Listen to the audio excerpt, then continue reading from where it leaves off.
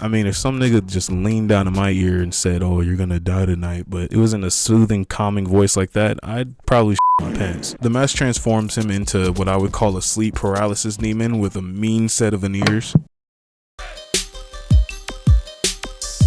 Loading intrusive.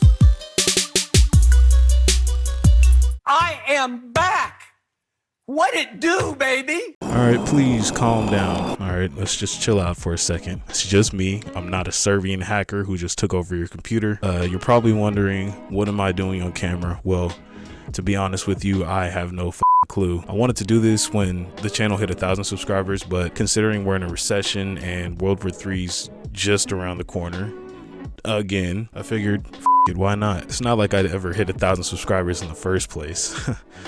Brother, You can't tell I'm winking. It's the mask. I knew this wouldn't work. Yeah, this mask is probably gonna be the closest thing you'll get to seeing my actual face, and that's mainly because I'm just insanely handsome. I mean, if you saw my real face, your eyes would probably melt out of your head like that one guy from SpongeBob when he saw King Neptune's bald head for the first time. Yeah, I'm just insanely good looking. I make your celebrity crush look like Baron Harkonnen from Dune. So yeah, we're just gonna keep the mask on for now. Who knows? If I stick around long enough, keep watching the videos, you might get a chance to see my face one day. But speaking of mask, how do I explain this? Welcome to Edge City, where everyone is always edging, I guess. I cannot hold it in anymore. What looks to be a marine salvage team is hard at work, and by that I mean committing a series of OSHA violations that lead to an ancient MF Doom mask being released into the water. This is Stanley Ipkiss, a bank clerk with the confidence of a wet napkin. So when he has the opportunity to work with the attractive singer Tina Carlisle, he struggles to keep it together. But little does Stanley know that Tina is scoping the bank out for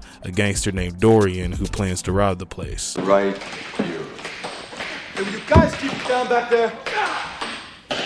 No problem.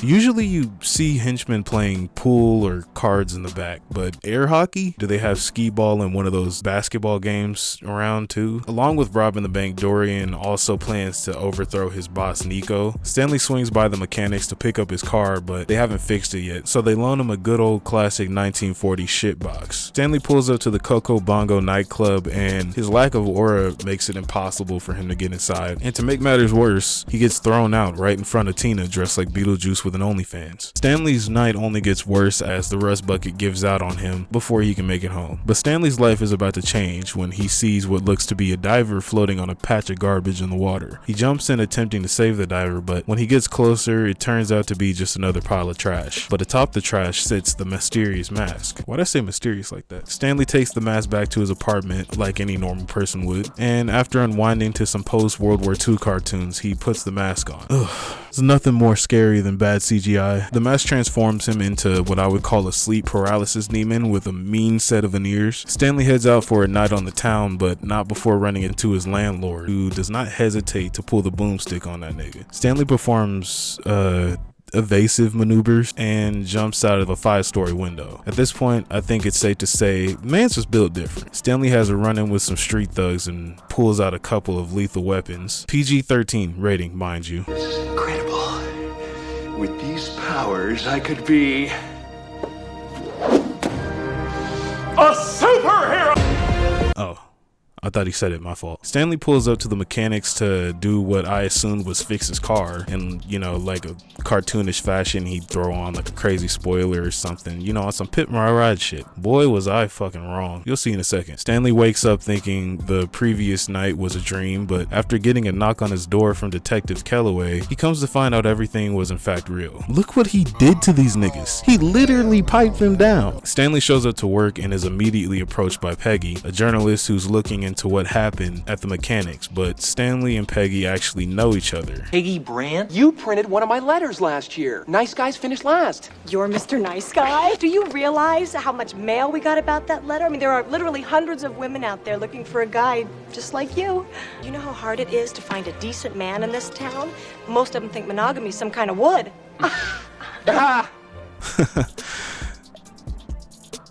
Wait, it isn't? Dorian goes to see the boss, Nico, and after some Happy Gilmore torture, Nico threatens Dorian using his inside voice. 1 week to get out of town. After that, I'll use your empty little skull to break in my new 9-iron. I don't know what it is, man, but whispering, it's doing the trick, man. I mean, if some nigga just leaned down in my ear and said, "Oh, you're gonna die tonight," but it was in a soothing, calming voice like that, I'd probably my pants. Stanley dreams about ore farming, and when he wakes up, he can't help but indulge in the powers of the mask again. He plans to head to Club Coco Bongo, but before that, he needs to solve his money problems first. Broke nigga alert. You and me both, buddy. Dorian and his crew are just about to do the bank job, but Stanley beats them to it, busting out of the bank with money bags galore, leaving the gangsters to have a shootout with the cops. Stanley shows up to the club flexing his way inside. Stanley grabs a table and watches Tina perform, but it's not long before he wants to join in the show. He turns up the band and dances with Tina, flipping and flinging her ass around like a CSGO knife. Oh my god! It makes sense Stanley's body would be able to contort and handle all these crazy movements he does, but Tina is just a regular human with regular muscles and bones. This woman should be unconscious right now, and when she wakes up, she should immediately start puking blood because her internal organs would be eviscerated after something like this. While Stanley and Tina dance, upstairs Dorian's right-hand man dies due to a gunshot wound from the shootout. Dorian finds out Stanley is the reason the bank heist went sideways and wants revenge. The gang attempts to Swiss cheese Stanley, but the guns are no match for his ability to not take a single thing seriously. Oh, you got me, partner.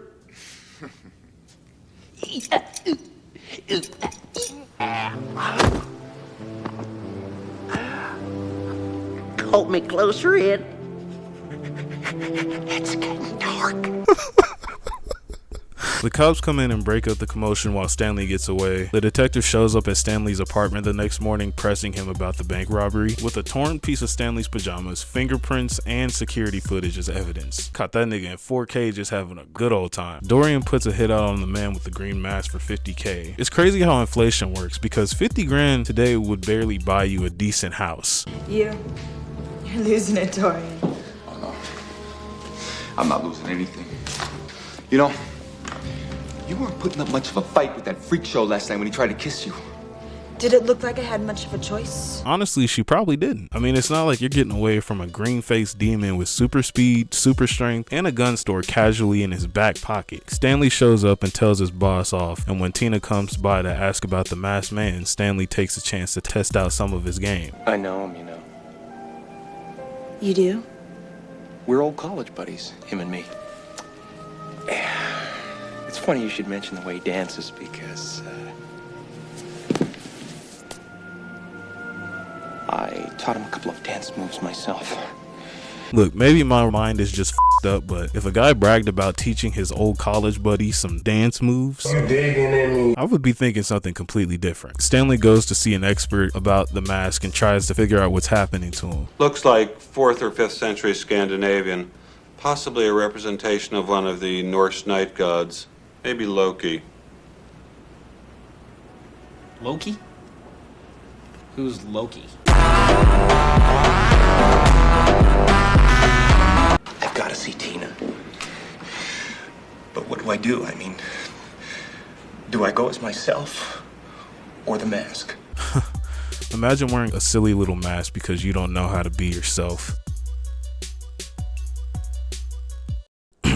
Anyway, the detective stalks Stanley as the fingerprints at the crime scene come back as a match, giving the detective everything he needs to take him down. Stanley goes to Tina at the park and leaves shortly after to switch to his masked persona, and bro just pulls back up on some absolute nonsense. Hello, chérie.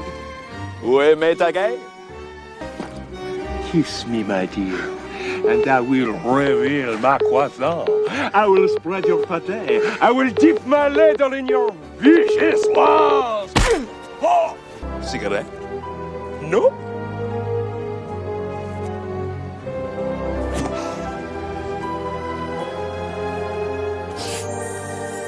I can't lie though, that shit was tough. The cops ambush Stanley right before he can make a move, and he makes his escape in the form of a fire ass dance number that unfortunately would have YouTube smack me over the head with the copyright stick. We'll just have to jump ahead to him randomly assaulting this woman and getting away thanks to the help of Peggy. But come to find out, Peggy done backdoored my nigga for the 50K. Dorian takes the mask from Stanley and puts it on, becoming Vince McMahon. They kidnap Stanley and go to his apartment to get the money from the bank heist. Money better be here, Ipkiss. Or you can Ipkiss your ass goodbye. Good one. They grab the money and they leave, but Stanley's over-intuitive dog follows after them. The gang drops Stanley at the police station with a fake green mask, and the cops waste no time booking his ass. Tina visits Stanley in jail. For being the only guy who treated me like a person and not some sort of party favor. You do realize this is the same nigga that tried to diddle you in the park, right? Tina leaves the police station and... What the fuck? Jesus Christ. With Tina leaves the... What was I talking about? I'm sorry, that fucking haircut gave me dementia. Man was at the barbershop like, get me one of those Avatar sex braids. Yeah, the ones that they used to connect to their dinosaur horsies. So Mr. Ponytail and some of the other gangsters chase after and eventually catch Tina, giving Stanley a reason to break out of lockup. Luckily, his dog Milo followed him all the way to jail. I like how the whole plot of the movie depends on a dog with more mental fortitude than an average middle schooler.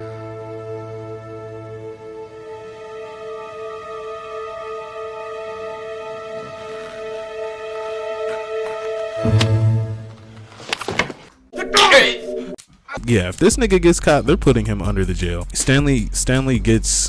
Fuck. My arm's getting tired. My YouTube job is so hard. It's not even a fucking job. Stanley holds the detective at gunpoint and forces the detective to escort him out of the police station. Hey, Lieutenant. Where are you taking Ipkiss? Ixnay. He hates at gay and ungay. Ow! Oh, I get it. Pig Latin, right?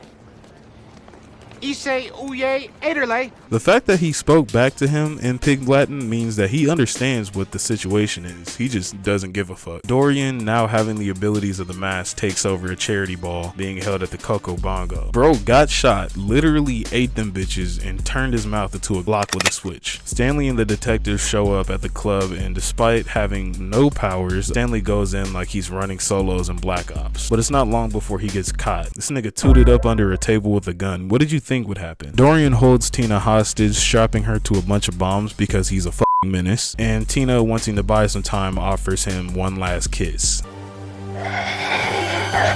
She said kiss, not tonsil inspection, dude. Tina tells Dorian to take the mask off so she doesn't have to kiss the fucking Green Goblin in a hairpiece, and as they lock lips, Tina kicks the mask out of Dorian's hand. Milo snatches the mask out of the air like prime Randy Moss, and the pooch puts the mask on to become an average pit bull breeded by some nigga in Atlanta. Who would have thought? The dog would have that dog in him. Stanley gets the jump on Dorian and starts beating on his ass like... Shit, I never came up with a joke to put here. Let's see. What's something that gets beat a lot? No, I didn't say that. No, you were the one who thought that. You're nasty. Stanley gets the mask from Milo and for one last time becomes the green face Crash Out. He grabs the bomb and tanks that bitch like a Taco Bell beef and bean burrito and makes light work of Dorian, putting an end to him for good. And after getting a pardon from the mayor for stopping the gang, Stanley and Tina throw the mask into the ocean and live as happy as a previously convicted felon and an unemployed singer could be. But honestly, if I was Stanley, I'm keeping that mask on hand. I mean, who knows what else you could do. I know this movie's supposed to be like a whole metaphor of like, you know, being yourself and accepting who you are, and any everyday average guy can become a hero. But honestly, the only thing I saw was a guy tweaking out for an hour and 40 seconds. Yeah, your pocket's fat, but you know my pocket's fatter. Trying to get the money, I'ma climb the money ladder. All right, this is it. This is the final. Yeah, this is the final build of where my life has come. I am now wearing a mask in front of a camera, sitting in front of a green screen, pointing at shit and touching it and doing all that.